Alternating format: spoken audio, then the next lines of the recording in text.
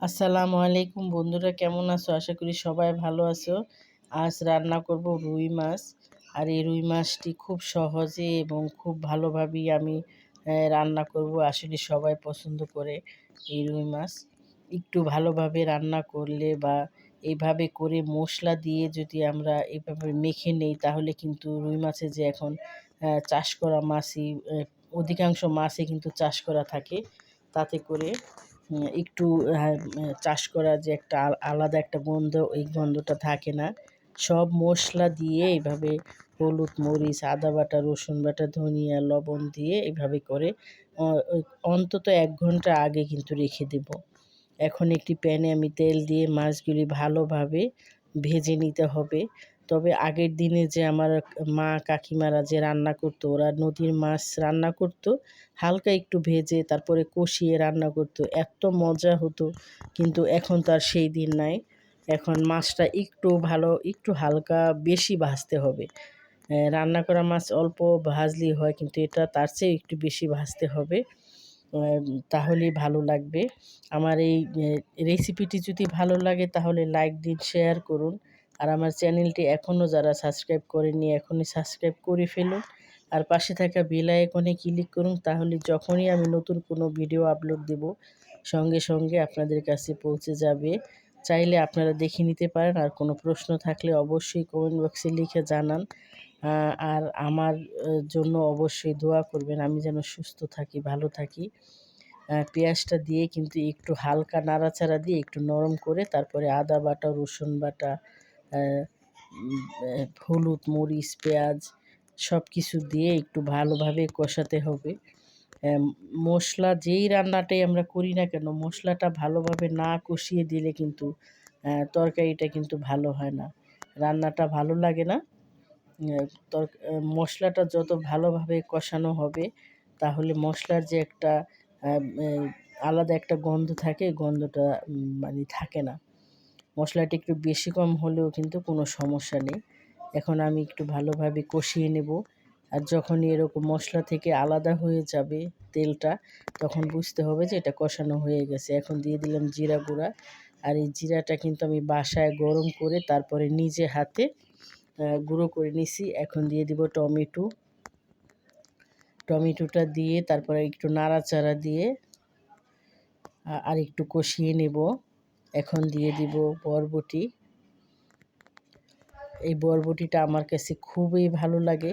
তবে বরবটি রান্না কিন্তু অনেকেই রান্না করে দেখি, বা অনেক মানে বেড়াতে গেলে রান্না করে খেয়ে দেখি, আমার কাছে ভালো লাগে না। কেননা যে কোনো সবজি হোক না কেন, যত বেশি সিদ্ধ করবে বা বেশিক্ষণ রান্না করলে আমার কাছে ভালো লাগে না।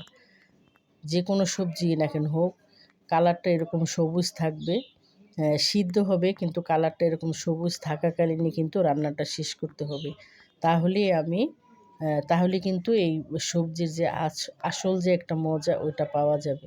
আর নাহলে পানসে লাগবে, ভালো লাগবে না, আমার কাছে এরকম মনে হয়। এজন্য আমি এটা বেশি সিদ্ধ করব না। এজন্য দেখতে পাচ্ছেন আপনারা, আমি কিন্তু বেশি পানি দিইনি এটাতে। অল্প একটুখানি পানি দিয়েই কিন্তু মাছটা দিয়ে দিলাম। আর দিয়ে দিছি কাঁচামরিচ। আর কাঁচামরিচের ফ্লেভারটা কিন্তু খুবই ভালো। আর কাঁচামরিচের তরকারিটা যদি খাওয়া যায় তাহলে তো আরও ভালো। তবে একটু কালার আসার জন্য, মুখের যে একটা স্বাদ মজা, ওটার জন্য কিন্তু আমি দিয়ে দিছি শুকনো গুঁড়ো মরিচের গুঁড়া।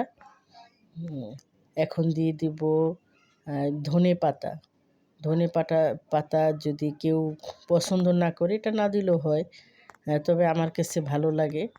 আর এখন আমার মনে হয় সবাই পছন্দ করে, রান্নাতে ধনেপাতা খুবই ব্যবহার হয়। অনেকে আছে মাংসতেও কিন্তু দিয়ে দেয়। এখন এইভাবে মাছটা দিয়ে সুন্দরভাবে, বরবটিটা কিন্তু 50% সিদ্ধ হয়ে গেছে কষাতেই। এখন কিন্তু অল্প কিছু বাকি আছে। এই যে দেখুন, 10 মিনিট পরে ফিরে আসলাম। এখন ঝোলটা কিন্তু অনেকটা শুকিয়ে গেছে, আর বরবটিও সিদ্ধ হয়ে গেছে। আমার রান্নাটা কিন্তু শেষ। আমি এটা কিন্তু আর চুলায় রাখবো না, নাড়াচাড়া দিয়ে নামিয়ে ফেলবো।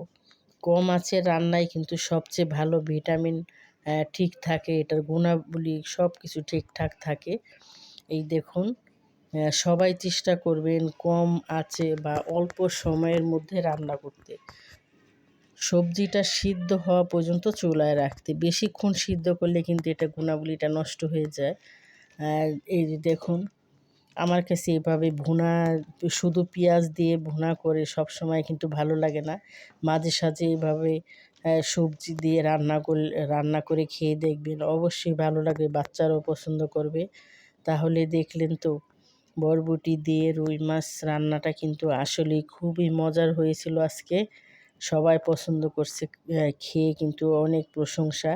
তাহলে ভালো থাকেন, সুস্থ থাকেন, আর আমার জন্য দোয়া করেন আমি যেন সুস্থ থাকি আর আপনাদের এরকম সুন্দর সুন্দর ভিডিও দিতে পারি। আল্লাহ হাফেজ।